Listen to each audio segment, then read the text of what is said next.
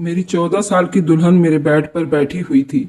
अभी उसके पीरियड्स होते हुए 1 महीना नहीं हुआ था और उस लड़की की शादी मेरे साथ कर दी गई थी। वह बहुत छोटी और मासूम थी। तो मैं उसके करीब जाकर बेड पर बैठा, उसके होंठों पर हाथ रखा तो वह उछलकर एकदम बेड के उस साइड में चली गई और मुझसे कहने लगी, ये क्या बदतमीजी है। मैंने तो सुना था कि पति शादी के रात दुल्हन को गिफ्ट देता है और लाइट बंद हो जाती है, फिर सुबह हो जाती है, लेकिन तुम ये सब मेरे साथ क्या कर रहे हो। तो मैंने कहा, असल खेल तो शादी के रात लाइट बंद होने के बाद होती है। मेरी ये बात सुनकर वह थोड़ा डर भी गई थी। अब मुझे भी अपने जज्बात पर काबू रख पाना बहुत मुश्किल लग रहा था, इसलिए जल्दी लाइट बंद कर दी और उसको बालों से खींचकर उसे अपने पास किया, फिर उस पर अपना। मेरी मर्जी के खिलाफ मेरे घर वालों ने मिलकर मेरी ये शादी करवा दी थी, लेकिन ऐसा कुछ भी नहीं था कि मैं किसी और को पसंद करता था। मैं अभी इसलिए शादी नहीं करना चाहता था क्योंकि पूनम की उम्र अभी बहुत कम थी। मेरे घर वालों ने उस लड़की की उम्र तक नहीं देखी थी। इतनी कम उम्र की लड़की से मेरी शादी करवाना चाहते थे।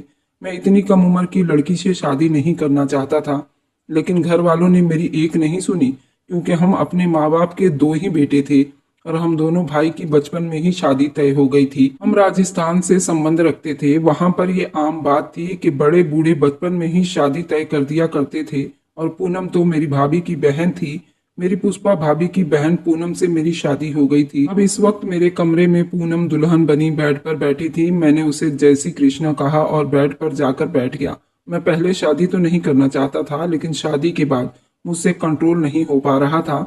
मेरे जज्बात पर काबू रख पाना अब मुझे बड़ा मुश्किल लग रहा था। मैंने जैसे ही करीब जाकर उसके नरम मुलायम गुलाबी होठों पर अपनी उंगली फेरनी शुरू की तो मेरी उंगलियां उसके होठों पर लगते ही उसके होंठ कांपने लगे थे। तो उसने झटके से मेरा हाथ पीछे किया और मुझसे कहने लगी, ये क्या बेशर्मी है, तुम अपना हाथ पीछे करो। मैंने भी सख्ती से बोल दिया, मैं क्यों करूं अपना हाथ पीछे, अब पत्नी बन चुकी हो मेरी। वैसे भी बहुत शौक था ना तुम्हें मुझसे शादी करने का, और स्टेज पर तो बड़ा मुस्कुरा मुस्कुरा कर बैठी हुई थी।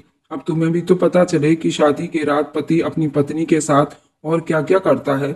आज तो मैं तुम्हें ऐसा मजा चखाऊंगा, होश तो तुम्हारे जब उड़ेंगे। जब मैं तुम्हारे बेहद करीब आकर ये सब कुछ मैं उससे कह रहा था कि मेरी बातें सुनकर वे बहुत घबरा गई और कहने लगी, देखो मैं ऐसी बेहुदा बातें सुनना पसंद नहीं करती, मुझे ऐसी बेशर्मी बिल्कुल भी पसंद नहीं, इसलिए तुम मेरे करीब आने की कोशिश मत करना। ये कहकर वो बेड से खड़ी हो गई और वो बहुत घबरा रही थी। मैं भी उसको जोर से पकड़कर खड़ा हो गया।